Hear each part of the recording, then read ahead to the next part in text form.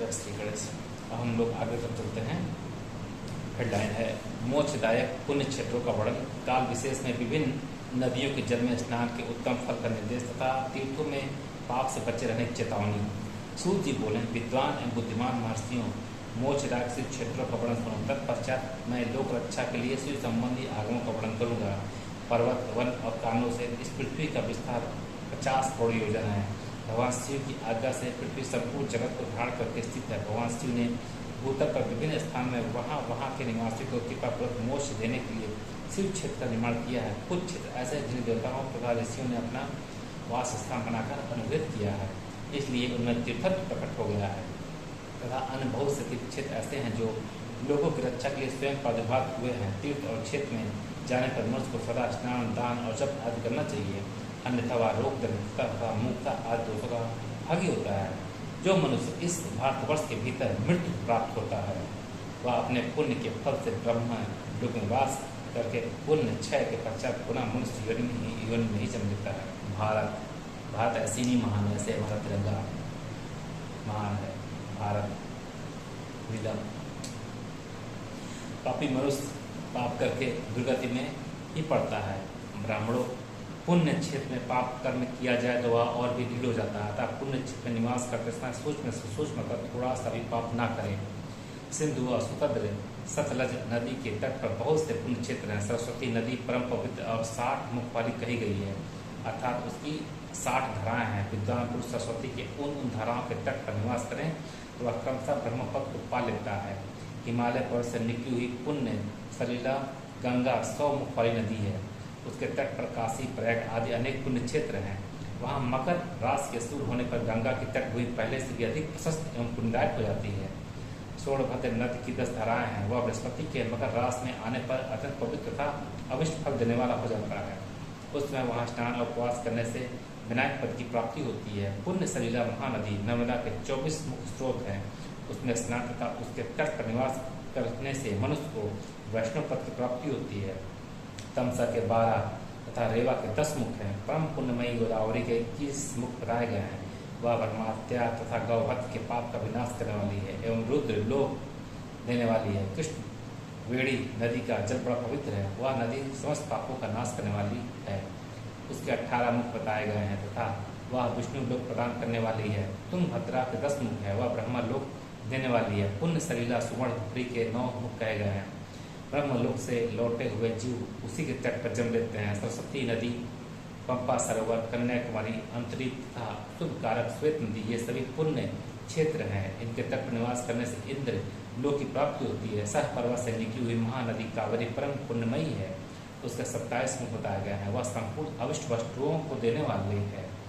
उसके तट सर्वलोक की प्राप्ति कराने वाले तथा ब्रह्मा और विष्णु का पद देने वाले हैं। कावेरी के जो तट शैव क्षेत्र के अंतर्गत हैं, वे अविष्ट फल देने के साथ ही शिवलोक प्रदान करने वाले हैं।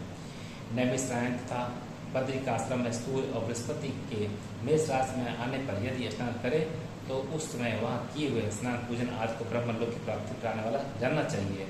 सिंह और कर्क राशि में सूर्य की संक्रांति होने पर सिंधु नदी में किया हुआ स्नान तथा केदार तीर्थ के जल का पान एवं स्नान ज्ञानदायक माना गया है। जब बृहस्पति सिंह राशि में स्थित हों उसमें सिंह की संक्रांति से युक्त भात पद्मास में यदि गोदावरी के जल में स्नान किया जाए तो शिवलोक की प्राप्ति है। क्षेत्रीय पाप से करणम ऋणम भवति। दूसरा पुण्य क्षेत्र निवास ही पापों न भी नाचते वाला होता है। ऐसा पूर्व काल में स्वयं भगवान शिव ने कहा था। जब सूर्य और बृहस्पति कन्या राशि में स्थित हों तब यमुना और सोनभद्र में स्नान करें। वह स्नान धर्मराज तथा गणेश जी के लोक में महान भोग प्रदान करने वाला होता है। यह महर्षियों की मान्यता है। जब सूर्य और बृहस्पति तुला राशि में स्थित हों उसमें कावेरी नदी में स्नान करें। वह स्नान भगवान विष्णु के वचन की महिमा से संपूर्ण अविष्ट वस्तुओं को देने वाला माना गया है। जब सूर्य और बृहस्पति वृश्चिक राशि पर आ जाएं तब मार्गशीर्ष अघन के महीने में नर्मदा में स्नान करने से श्री विष्णु लोक की प्राप्ति हो सकती है। सूर्य और बृहस्पति के धन राशि में स्थित होने पर सुवर्ण मुखरी नदी में किया हुआ स्नान शिवलोक प्रदान कराने वाला होता है। जैसा कि ब्रह्मा जी का वचन है, जब सूर्य और बृहस्पति मकर राशि में स्थित हो उस समय माघ मास में गंगा जी के जल में स्नान करना चाहिए। ब्रह्मा जी का कथन है कि वह स्नान शिवलोक की प्राप्ति कराने वाला होता है। शिवलोक के पश्चात ब्रह्मा और विष्णु के स्थान में मुख सुख भोगने पर अंत में मनुष्य को ज्ञान की प्राप्ति हो जाती है।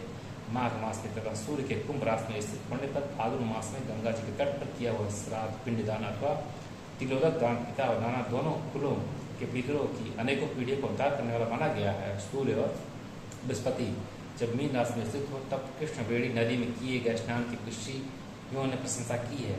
उन महीनों में पूर्वक तीर्थों में किया हुआ स्नान इंद्रपति की प्राप्ति कराने वाला होता है। विद्वान पुरुष गंगा अथवा कावेरी नदी का आश्रय लेकर ऋतुवास करें। ऐसा करने से तत्काल किए हुए पाप का निश्चय नाश हो जाता है। रुद्र लोक प्रदान करने वाले बहुत से क्षेत्र हैं। ताम्रपाणी और वेगवती ये दोनों नदियां ब्रह्मलोक की प्राप्ति रूप फल देने वाली हैं। इन दोनों के तट पर कितने ही स्वर्गदायक क्षेत्र हैं। इन दोनों के मध्य में बहुत से पुण्यवर्त क्षेत्र हैं। वहाँ निवास करने वाले विद्वान पुरुष वैसे फल का भागी होता है। सदाचार, उत्तम वृत्ति तथा सद्भावना के साथ मन में दया भाव रखते हुए विद्वान पुरुष को तीर्थ में निवास करना चाहिए, अन्यथा उसका फल नहीं मिलता।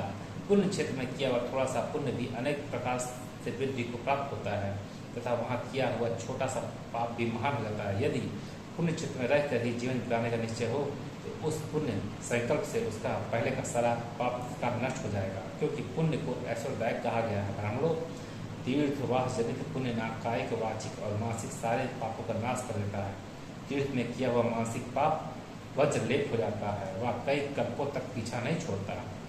पुण्य क्षेत्रे कृतम पुण्यम बहुधा हृदयमुच्यते, पुण्य क्षेत्रे कृतः पापम महन्तमपि जयते, तत्कालं जीवनार्थ चेत पुण्येन क्षम्यस्यति। पुण्यमैश्वर्यदं वरप्राहु कायिकं वाचकं तथा मानसा च तथा पापं तादृश नास्ति यद्विजा। मानसं व्रजलेपमतु कल्पनागुं तथा केवल ध्यान से ही नष्ट हो जाता, अन्यथा नहीं। वाचिक पाप जब से तथा कायिक पाप शरीर को खाने जैसे कठोर तप से नष्ट होता है तथा सुख चाहने वाले पुरुष को देवताओं की पूजा करते और ब्राह्मणों को दान देते हुए, गरीबों को मदद करते हुए पाप से बचकर ही तीर्थ में निवास करना चाहिए।